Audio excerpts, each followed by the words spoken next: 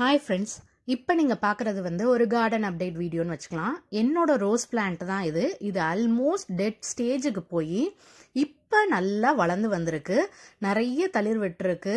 அதையும் உங்ககிட்ட காமிக்கிறேன். இந்த வீடியோவில் வந்து பூ வைக்கிற வரைக்கும் என்னென்ன மெத்தட்ஸை ஃபாலோ பண்ணேன், எப்படி இதை வந்து இந்த செடியை சர்வை பண்ணி கொண்டு வந்தது அப்படிங்கிற மெத்தட்ஸையும் உங்கள்கிட்ட காமிக்கிறேன், ஷேர் பண்ணுறேன். நீங்களும் பாருங்கள். எங்கெங்கெல்லாம் தளிர் இருக்கோ அந்த இடத்துல எல்லாம் நான் கை வச்சு காமிச்சிருப்பேன், அதையும் பாருங்கள்.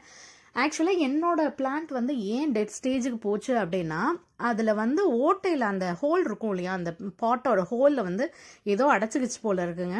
ஸோ தண்ணி போக முடியாமல் என்ன ஆயிடுச்சு அப்படின்னா, தண்ணி தேங்கி தேங்கி தேங்கி அது வந்து க்ரோத் அப்படியே ஸ்டாப் ஆயிடுச்சு.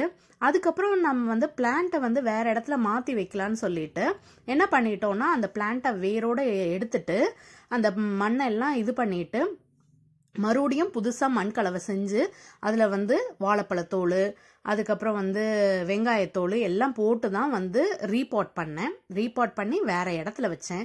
வேறு இடத்துல வச்சேன்னு என்ன ஆயிடுச்சுன்னா, எல்லா இலையும் உதிர்ந்து மொட்டையாக ஒன்றுமே இல்லைங்க. ஆல்மோஸ்ட் 1 or 2 லீவ்ஸ் தான் இருந்துச்சு. அதுவும் போக போக மறுபடியும் உதிர்ந்துருச்சு.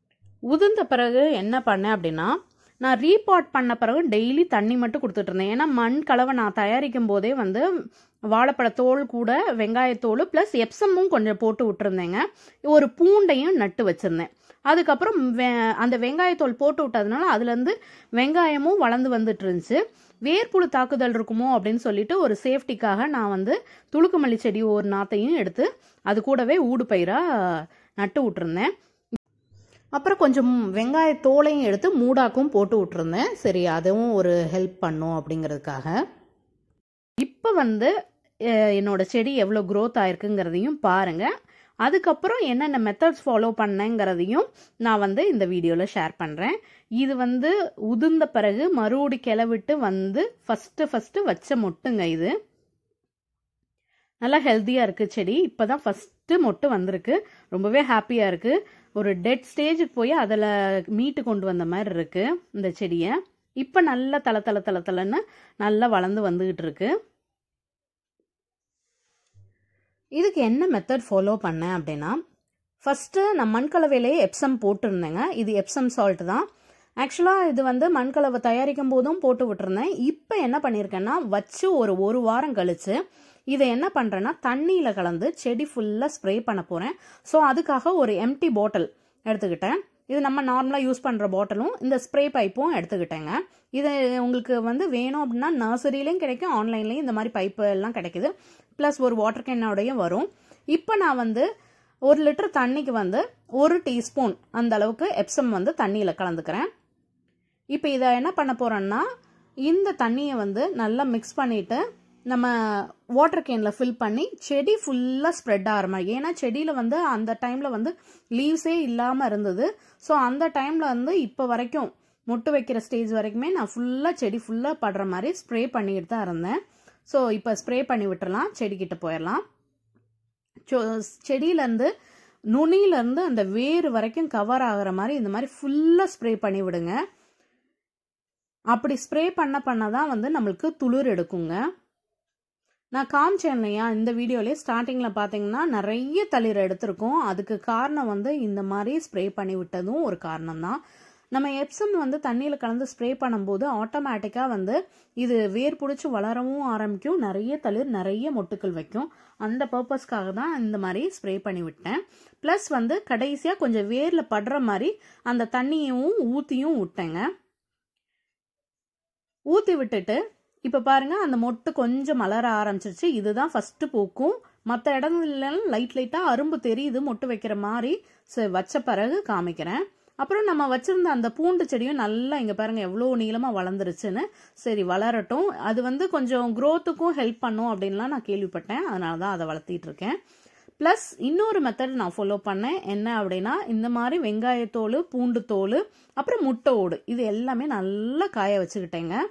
காய வச்சு இப்போ நான் அமுக்கி காமிக்கிறேன் பாருங்க அந்த சருகோட சத்தத்தை.